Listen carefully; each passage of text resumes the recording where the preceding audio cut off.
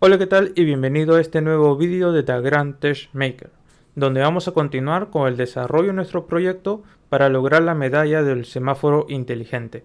Entonces, para este video, lo que vamos a hacer es corresponder a lo que hemos dicho en el primer capítulo. Ya hemos visto la problemática, hemos adentrado en el contexto de la problemática, luego hemos hecho algunas investigaciones, algo que pues nos ayude en la inspiración, y ahora vamos a complementarlo con más capacitaciones necesarias para luego desarrollar el proyecto, como también investigaciones más profundas que nos ayuden como formación también para luego desarrollar el proyecto. Así que vamos a ir viendo, por ejemplo, todo lo básico, toda la capacitación básica sobre el desarrollo de proyectos con Arduino. Luego vamos a estar viendo cuál es el circuito o las entradas y las salidas digitales y analógicas de cada uno de los dispositivos que podemos llegar a utilizar en el proyecto, inclusive con sensores, cómo es que se llegan a conectar. Luego vamos a ver una definición de salidas analógicas y digitales o entradas o señales digitales y analógicas. Luego cómo sería una aplicación con PLC. Luego un poco de investigación sobre el sensado de cierto radar. Luego cómo es el funcionamiento de un panel solar y luego terminar a cómo es que funciona el sistema de visualización en 3D y diseño en 3D en Tinkercad, que nos va a ayudar, por ejemplo, para el case de nuestro proyecto. Así que todo esto vamos a estar viendo el día de hoy en este capítulo 3 de The Grand Test Maker. Así que te invitamos a que veas este vídeo. La educación no es la misma de antes y la tecnología cada vez es más protagonista.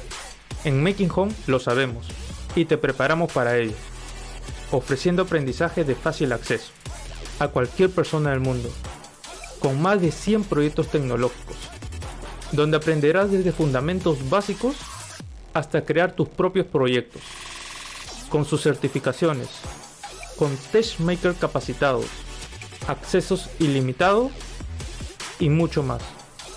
Aprende tu primer proyecto hoy en makinghome.com/proyectos.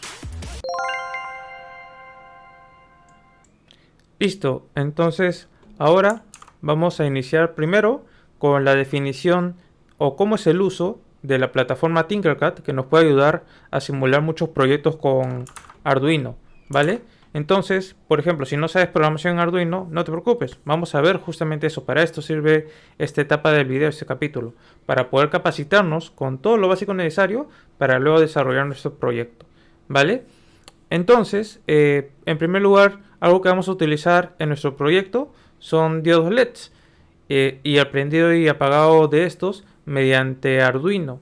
Estos, para poder prenderse y apagarse, se tienen que llegar a conectar con resistencias, que los podemos ver y visualizar en el lado de acá, donde estas se caracterizan su valor en función a los colores que tienen, ¿vale? En este caso no vamos a profundizar en eso, pero sí en su conexión. Su conexión finalmente es de que la parte negativa va a la resistencia y va a uno de los al cátodo del diodo y el ánodo va a la parte positiva, tal como se visualiza ahorita en pantalla. Una vez conectado cada uno, lo que vamos a hacer ahorita es una secuencia de LEDs para que cada uno de estos estén prendidos un determinado tiempo. Porque cuando realicemos el semáforo está prendido, por ejemplo, el verde un determinado tiempo, el rojo un determinado tiempo y el ámbar otro tiempo. Por lo tanto, eso es lo que vamos a programar. Si ya vemos el código, que acá ya lo tenemos listo, lo primero que vamos a ver es en Voice Setup que finalmente designamos a los pines 13, 12 y 11, donde van a ir dirigidos nuestros LEDs, como salidas, porque finalmente es donde vamos a mandar una señal de activación. Luego en el Void Lab vamos a poner de que queremos que el pin 13 se prenda por un segundo, porque acá está 1000 milisegundos de segundo delay, que equivale a un segundo. Y luego que el pin 13 se vaya low, es decir, que se apague por un segundo también. Luego que se prende el pin 12 por un segundo, luego que se apague, y luego que se prenda el pin 11 y luego que se apague. Así es sencillo. Como ven, acá lo único que se determina es cuánto es el tiempo en que tú le designas que esté prendido o apagado. Así de fácil se programa. Entonces vamos a ver cómo es su simulación y lo que observamos es que efectivamente se prende y se apaga cada LED cada segundo, ¿vale? Como lo están viendo ahorita, se prendió uno, luego el otro y luego el otro. Así de sencillo. Ya hemos aprendido entonces respecto a cómo prender un LED. Lo siguiente que debemos aprender es a cómo funcionar y aplicar el contador o el botón para que finalmente active el prendido de un LED. ¿Vale? ¿Por qué? Porque en nuestro proyecto vamos a utilizar un botón como seguridad para el ciudadano para que pueda indicar al semáforo que pues se encuentra ubicado ahí y desea cruzar la carretera. No se preocupen que el desarrollo del proyecto ya vamos a ver un poco más sobre toda esta lógica que hemos planteado para el proyecto, para esta propuesta de proyecto. Entonces, ¿cómo se conecta un botón? Simplemente una pata se va a la parte positiva, se alimenta la parte positiva y la otra al pin, donde finalmente va a ser ese corte de continuidad, ¿vale? Y esto también tiene que ir a un LED, disculpen, a una resistencia que es diferente a un valor al que se pone al LED. Y nuevamente esto se evalúa en función a los colores. Igual acá tenemos el LED que ya lo hemos visto anteriormente cómo se realiza.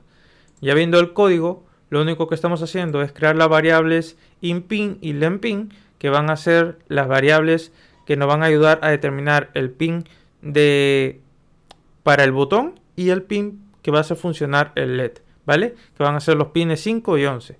Luego en el Void Setup activamos el Serial Begin por si es que queremos ver el sistema en el monitor serial y luego ponemos que el Pin Mode va a funcionar, el inPin va a funcionar como entrada en la parte de acá cuando definimos con input y el LED pin va a funcionar como salida. Es decir, que nuevamente el pin 5 va a funcionar como un sistema que va a recibir una señal, en este caso la activación del botón. Es por eso que se pone desde un cable positivo hacia el botón y este ya luego de que se ha sido presionado va a permitir la alimentación para recibir esa señal y luego el pin 11 va a funcionar como salida para que le envíe esa señal de corriente al LED.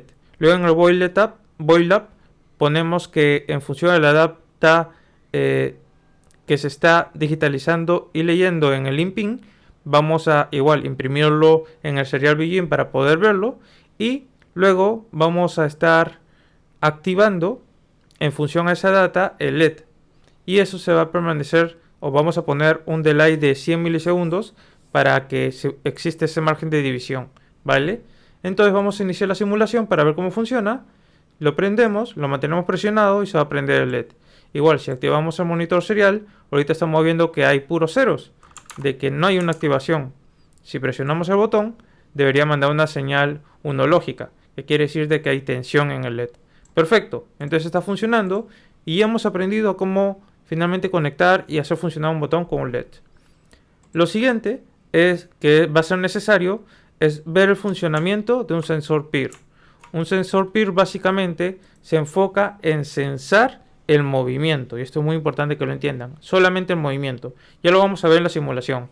Acá lo que debemos entender del sensor PIR es de que una pata va a la parte positiva, otra a la negativa y otra al pin al cual va a enviar la señal finalmente de pulsos que le va a indicar al Arduino, oye, estamos detectando un movimiento.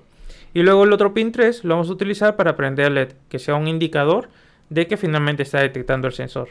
Así nada más, una vez que hayamos hecho esto, nos vamos al código. Y en el código, acá lo que les queremos demostrar es que en Tinkercad no solamente se programa en el código habitual de C#, como se habitúa justamente en Arduino, no, sino que también se puede hacer en bloques. Por ejemplo, acá estamos viendo de que tras la lectura del pin digital 2, vamos a definir si es que el pin 3 va a estar en alta, si es que este está prendido, si envía una señal unológica y va a esperar 3 segundos y luego va a contabilizar ello. Y si no, si finalmente el pin 3 está en baja, finalmente lo que vamos a imprimir en un monitor serial es la contabilidad de que no se está contabilizando eso, ni tampoco es necesario que coloquemos el prendido de LED porque finalmente no lo vamos a hacer. ¿Sí? Es así de sencillo, es mucho más fácil plasmarlo en bloques. Y bueno, lo interesante acá que queremos enseñar es que nuevamente en Tinkercad permite esas dos formas de programación. Si iniciamos simulación, vamos a activar el sensor y ahorita vamos a ver cómo es que funciona en realidad esto. Nuevamente, lo que mide el sensor PIR es el movimiento, no la presencia. ¿Qué quiere decir esto? Si yo ahorita, que esto es la simulación de un objeto, yo lo paso por el sensor PIR, allá me está activando. Como ven, se está prendiendo tanto el sensor PIR como el LED. Pero si yo lo detengo ahí y no lo muevo, pues no lo va a detectar. Y es porque esto no detecta la presencia de un objeto, sino el movimiento de este en su área específica. ¿Vale? Si yo lo muevo, sí lo va a estar detectando. Y si no lo muevo, no lo va a detectar. Obviamente que si yo lo saco del área, va a detectar el movimiento que he hecho brusco de ese punto donde estaba el área hacia afuera, pero luego ya no lo va a ir detectando. Por más de que yo lo mueva afuera, no lo va a detectar. Solo va a detectar en el área donde mide el sensor PIR. ¿Vale? Con esto ya hemos aprendido a programar en bloques, en C#, en este caso el sensor PIR, el LED y el botón. Nos falta un sensor MAR, que es sumamente importante por si acaso en su aplicación queremos utilizar otro tipo de sensor, ¿vale? Que es el sensor ultrasónico, en este caso el HC-SR04, que es nuevamente es como una opción viable ante que no se quiera utilizar el sensor PIR. Vale, el sensor HC-SR04 aprovechamos también, hay dos pines para tensión y un pin para tierra, y hay un pin que se iría dirigido hacia uno de los pines y otro pin hacia otro de los pines. ¿Cómo funciona este sensor? Va a recibir a la vez tanto la señal de entrada y salida constantemente y va a estar enviando estas señales de respuestas. Veámoslo de esta manera, como que esos dos pines funcionan como un emisor y un receptor, ¿vale? Un emisor que envía una señal y un receptor que recibe la señal. Estos dos funcionan a la vez en nanosegundos, por decirlo así, de manera de que en función a lo que se emita y se reciba, vamos a estar jugando con esas señales para poder finalmente enviarle una señal digital a nuestro microcontrolador o al Arduino para que determine una función. Entonces en el código lo que vamos a estar haciendo es primero crear las variables de distancias, de duración, de try, de eco, que finalmente son estos dos pines, y luego el LED, que el pin de LED que va a ser la función del prendido. El pin 9 me va a funcionar para el eco, para uno de los pines del sensor ultrasónico, y el pin 10 para el otro. En el voice setup, pues coloco que el trigger y el eco van a funcionar como el trigger como output, como salida, y el eco como input. Como le dije, uno de esos pines tiene que funcionar como emisor y el otro como receptor. Y luego el pin LED va a funcionar como salida, finalmente lo mismo que hemos hecho para el sensor PIR y para el botón. Y luego por si acaso el serial begin para que nos muestre alguna configuración que hayamos hecho y que va a ser muy importante porque vamos a ver cómo va a ir variando las señales. Luego en el void lab vamos a hacer lectura de lo que nos envía el trigger y por eso lo vamos a mandar una señal en alta para que ésta pueda verse como mandando un pulso por 1 milisegundo para hacer su funcionalidad y justamente esa variación de frecuencia que queremos hacer lectura.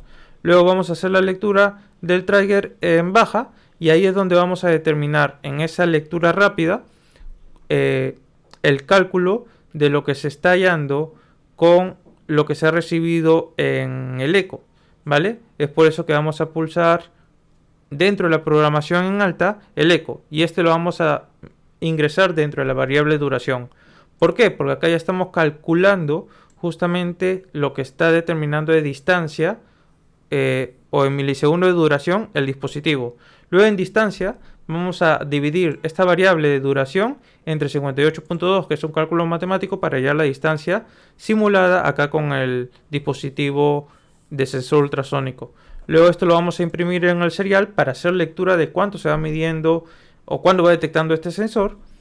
Luego vamos a hacer un delay por seguridad de 200 milisegundos y acá vamos a meter la condicional. Si la distancia está entre 0 y 80, vamos a prender el LED mediante una duración determinada en función a la distancia por 6.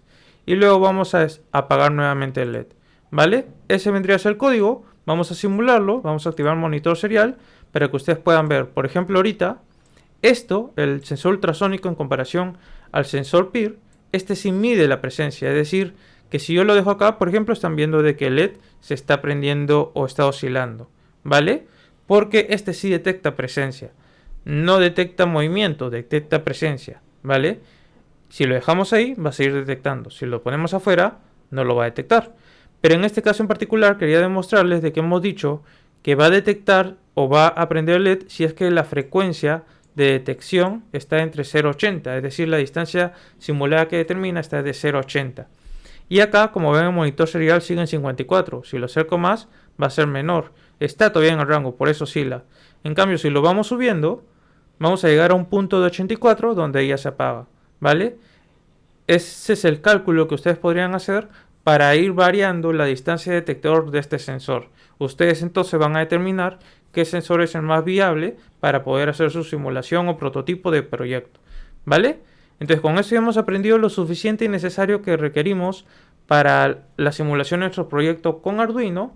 Lo siguiente es que debemos entender que nuestro proyecto, debido a que estamos buscando un proyecto que sea escalable y que a la vez sea compacto, podemos utilizar el Arduino Nano con todas sus capacidades de todos sus pines, como estamos viendo ahorita en imágenes. Tiene suficientemente pines analógicos y digitales, incluso digitales con señales PWM, que son pulsos de banda ancha, para que nosotros podamos hacer diversos proyectos, inclusive al mismo nivel de lo que podemos hacer con el Arduino Uno. Entonces lo bueno del Arduino Nano es que es suficientemente compacto como para que nosotros podamos incluirlo dentro de nuestro proyecto, ¿vale? Pero si no quieren utilizar un Arduino Nano, también en el caso de lugares donde no tenemos internet o cobertura de internet, podemos utilizar señales o módulos de lectura de dispositivos SIM, de esos chips que van a tu celular, ¿vale? Y el módulo que estás viendo ahorita es justamente este módulo donde se le incrusta este micro SIM y donde con este podemos aprovechar las señales de telefonía para poder emitir o hacer controles inalámbricos, que es lo que también queremos en nuestro proyecto. Nuevamente, este es el tipo de circuito y lo podemos encontrar en estos tipos de niveles donde inclusive viene con su propia antena. Ahora, para poder conectarlo al Arduino, porque finalmente este solo es un módulo, podemos incorporarlo con el Arduino Uno o con otros tipos de Arduino que sean parte de esta compatibilidad. Finalmente, lo que hacemos exclusivamente con este módulo es poder recibir señales mediante este dispositivo SIM, que nuevamente puede ser simplemente llamadas que funcionen como pulsos o mensaje de texto que nosotros estemos programando para esa integración. Nuevamente esto se utiliza en lugares donde no llega la señal de internet. Si llegara la señal de internet, podemos utilizar, por ejemplo, el SP812.6 de Arduino, que este permite la integración con el Internet de las cosas. Entonces, o decir su control por red. Por lo tanto, por ejemplo, acá vemos una conexión en donde ya alimentándolo podemos conectarlo a un servomotor.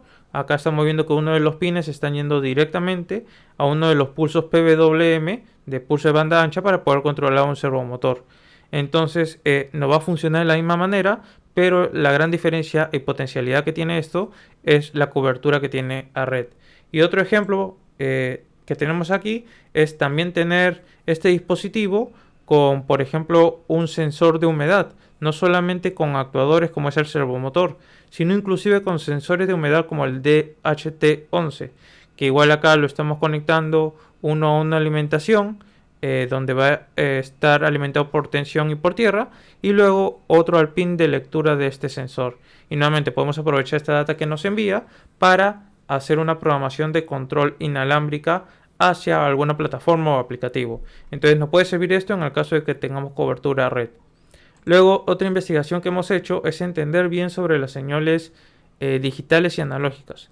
Esto nos va a servir muchísimo en el caso de la utilidad de los sensores que vamos a tener y sobre todo tener claro respecto a estas señales cuáles es que vamos a utilizar para la lógica de nuestra programación. En cuanto a las señales digitales, son básicamente, como se ven en estas gráficas, señales que ante cierta tensión, que puede ser entre los 3.5, 5 o hasta 6.5, pueden ser considerados como unológicos, y ya para menores a estos, desde 0.5 menos, pueden ser considerados una señal serológicas. ¿Qué quieren decir estas señales binarias? Que solamente vamos a mandar un pulso unológico o serológico, ¿vale? Que esto lo podemos ver también reflejado en un PLC. Ahora, esto en cuanto a señales digitales. En cuanto a señales analógicas, ya no se presenta en unológicos o serológicos, es decir, en valores específicos, sino que va a ir variando la corriente en función a cómo esté oscilando. Es decir, que puede ser desde 0, desde 1, 2, 3, 4, 5. Cada una de estas señales que se van dando en estas señales analógicas, vamos haciendo lectura de cada uno de estos. Por ejemplo, hemos visto cómo en este sensor, a la hora de conectarlo en el monitor serial, podemos ver que manda diversas cantidades analógicas, no una sola señal como es en el caso del sensor PIR, que cuando nosotros lo hemos activado solamente manda o ceros o unos, que son señales digitales, como lo hemos dicho. Mire, por ejemplo acá, bueno, acá no está alimentando el monitor serial, acá ya lo alimentó, le ha mandado no, acá está haciendo la función de contador, acá entonces al botón. Acá está así, cuando coloco o presiono el botón, hace señales unológicas. Y cuando lo dejo de presionar, serológicas. Esta es una señal digital. Mientras que en el sensor ultrasónico, yo puedo variar en función a la distancia y me va a funcionar como una señal analógica. ¿Está bien? Que ya yo en función a la condicional que he puesto acá, he determinado que haga una emisión de prendido apagado del LED. Pero es así como funcionan finalmente este tipo de señales. Luego lo siguiente que hemos investigado es sobre la funcionalidad, por ejemplo, cómo es la funcionalidad en un PLC, porque luego ya en el desarrollo del proyecto vamos a ver cómo inclusive se puede llegar a hacer un semáforo inteligente o un semáforo, la funcionalidad básica de un semáforo con PLC. Acá lo importante que queremos resaltar es justamente cómo podemos hacer un funcionamiento mucho más profesional. Por ejemplo, cuando se lleva estos tipos de sistemas, lo que se quiere es proteger lo más posible ante posibles oscilaciones, ante posibles fallos, el circuito principal de la industria o de la fábrica o del lugar donde se instala. Por lo tanto, por ejemplo, en este caso, estamos haciendo todo un sistema de seguridad que ante encontrar, por ejemplo, piloto de paradas fuertes, si es que se requiere parar o detener una máquina enseguida, ante posibles fallas, por ejemplo, de un motor, para que ni bien se detecte esta falla, automáticamente dentro de la programación del PLC detenga todo el sistema y así sucesivamente. Pero no solamente que detecte esto y que lo detenga, sino que muestre un indicador, y es por eso que se ven pulsadores acá que indican cuando está en marcha o cuando está en parada o cuando inclusive están en fallas, ¿vale? ¿Y cómo funciona la programación en PLCs? Funciona por algo llamado ladder, la programación en ladder. Básicamente es lo que están viendo ahorita, o lo que se llama programación en escalera, donde tú determinas una funcionalidad en línea para una salida en específico y esa salida luego lo colectas en la siguiente línea. Y así sucesivamente vas armando toda tu lógica de programación.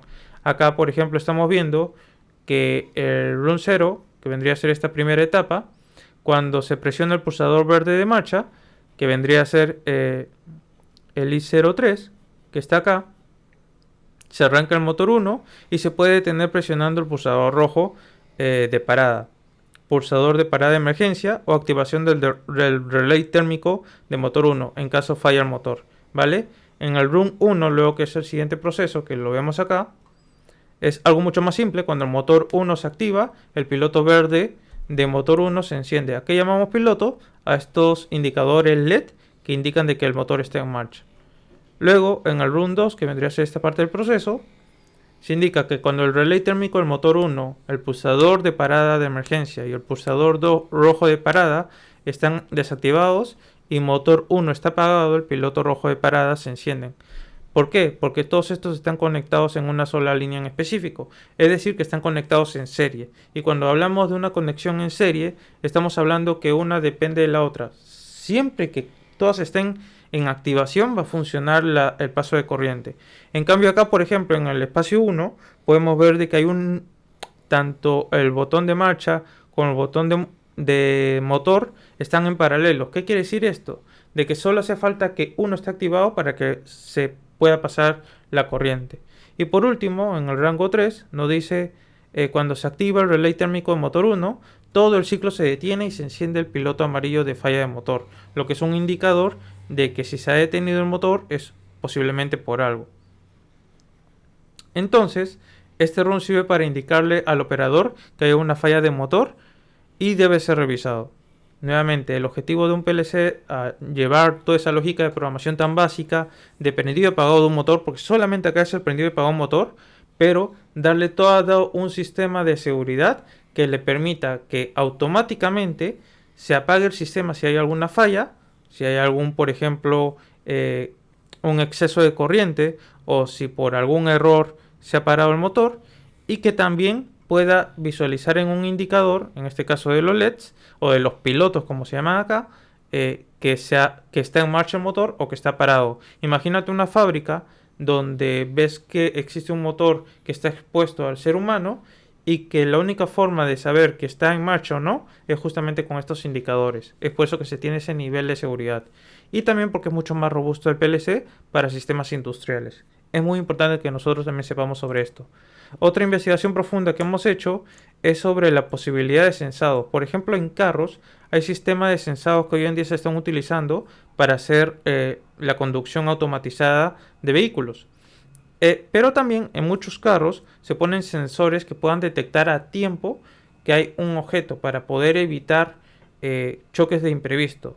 Entonces, dentro de esta investigación lo que hemos visto es de que hay sensores de gran alto rango que pueden, en función al rango, pueden minimizar el nivel de amplitud que se tiene de sensado, pero sí detección a largo de manera directa, o que mientras más se reduzca esta visualización de manera directa, pueda ir ampliándose más el área de detección, y así en sus diferentes partes. Esto nos sirve porque nosotros vamos a utilizar en la propuesta del proyecto un sensor que permite detectar toda la parte donde va a pasar el peatón, para asegurarnos de que en verdad está pasando, y que en función a eso, ya cuando veamos de que el peatón ha cruzado completamente la pista, pueda volver a funcionar el semáforo que permite el paso de los vehículos. Entonces, sabiendo esto, sabemos que nuestra lógica de poder poner ese sensor que en verdad detecte el paso del peatón por la carretera es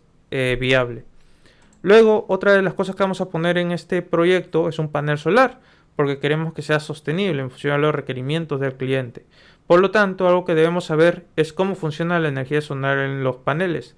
Los paneles fotovoltaicos toman la luz solar para generar una corriente directa, la cual es transferida y aprovechada por la mayoría de los equipos eléctricos. La energía generada pasa a través de un medidor que la cuantifica. Luego continúa hacia una caja de suministros eléctricos, donde distribuye hacia la red del lugar. ¿Por qué? Porque no solamente tiene que suministrar a tu casa, sino que cuando se ha administrado tanta, pero tanta energía solar y se ha transformado a finalmente energía eléctrica, puede que esa excesiva corriente le afecte a tu hogar. Es ahí donde entra a este tablero de distribución para que el exceso de corriente lo distribuya a quizás los otros cables que puedan servir para otras cosas o para otras familias, y que sean parte de toda la cobertura de red de corriente que hay en ese lugar, ¿no? Entonces es muy importante que se tenga esto. Entonces, ¿qué se tiene? Se tienen los paneles solares, se tiene el inversor, se tiene el panel eléctrico y se tiene el medidor de utilidad, que es específicamente el contador de servicio que mide el consumo de energía, y que en realidad va hacia atrás cuando el sistema genera más energía de la que necesita inmediatamente.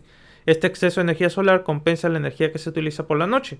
Esto se denomina net metering o medición neta, que básicamente es el aprovechar justamente esta energía que se está teniendo mediante los paneles solares. Algo para recalcar, el panel eléctrico es justamente este tablero o cuadro de caja de interruptores que inclusive tenemos en nuestra casa. El inversor es la posibilidad de convertir esa electricidad generada en los paneles solares a electricidad de corriente alterna, que finalmente es la que nos suministran en la casa. Y por último, los paneles solares son estos que convierten la luz solar en electricidad en corriente continua durante las horas del día, que nuevamente tienen que pasar por un inversor para hacer corriente alterna y nos brinde esa alimentación que requerimos. Luego, ya en el desarrollo del proyecto, vamos a ver cómo es que finalmente esto se conecta, ¿vale? Que es parte de la investigación que hemos hecho. Y por último, vamos a ver que en Tinkercad, porque lo que queremos también es ver si existen diseños que nosotros podemos acomodar. Hemos hecho anteriormente, en el anterior video, la investigación de diseños de semáforos para ver cuál es el más viable, sostenible, y cuál es la mejor opción para que en todo caso ese semáforo inteligente se pueda seguir sustentando y armando en otros puntos que se quieran poner en la carretera. Por lo tanto, un medio que te puede ayudar a poder encontrar diseños en 3D de cualquier componente o armar tu propio diseño es la sección de diseños en 3D de Tinkercad. Acá puedes ver un montón de diseños de la comunidad, que inclusive pasando tu mouse puedes ver cómo es en 3D. Si le das clic puedes verlo por dentro. Y acá vamos a ver muchos diseños, inclusive hasta un barco. O sea, son una locura. En el tiempo de la pandemia hacían mucho de los que, por ejemplo, esos lentes que se utilizaban con un protector acá, lo hacían también en la comunidad acá para poder imprimirlo simplemente, o descargarlo e imprimirlo. Así que es sumamente interesante cómo esto podemos aprovecharlo para hacer muchos diseños en 3D, nuestras maquetas, nuestro prototipo, e inclusive luego imprimirlo. Por ejemplo, podemos buscar acá y podemos poner macetas, ¿ya? Y en el buscador nos va a aparecer diversas macetas personalizadas que se han hecho acá en 3D. ¿Vale? A mí, por ejemplo, esto cuando yo tenía una impresora 3D, me encantaba poder hacerlo, poder diseñarlo, personalizarlo, y esta era una oportunidad de negocio para mí, el poder aprovechar estas macetas en 3D para poder venderlas, porque tenía un toque personalizado, mucho más elegante, atractivo, y esto lo podemos hacer acá. Pues nosotros vamos a aprovechar este portafolio de Tinkercad para poder encontrar cuál es el diseño más adecuado para nuestro semáforo inteligente. Y eso lo vamos a estar viendo en el siguiente capítulo. Así que si te ha gustado este video, por favor deja tu like, déjanos en comentarios qué otra capacitación, qué te pareció la capacitación que hemos hecho ahora, pero también qué otras capacitaciones crees que hubieran sido importantes previo al desarrollo del proyecto. Además, déjanos tu feedback, déjanos saber qué aprendizajes has obtenido de todo esto, qué es lo que te ha parecido más interesante y qué es lo que esperas para el siguiente vídeo. Así que ya nos vemos en el siguiente vídeo, donde ya vamos a hacer toda la propuesta de desarrollo del proyecto, en donde vamos a ver cómo es que va a funcionar nuestra propuesta, cómo es que se simula en Tinkercad todo el circuito y qué otras investigaciones hemos hecho para que sean parte de toda esta propuesta y así ganarnos nuestra medalla de semáforo inteligente, porque hemos resuelto la problemática impartida en el primer capítulo. Esperamos que te esté gustando este vídeo. Si vemos que tiene mucho like, muchos apoyo, vamos a seguir haciendo mucho más vídeos o tipos de contenidos similares a este que finalmente te puedan ayudar a ti a generar una solución tecnológica. Así que nos estamos viendo en el siguiente capítulo.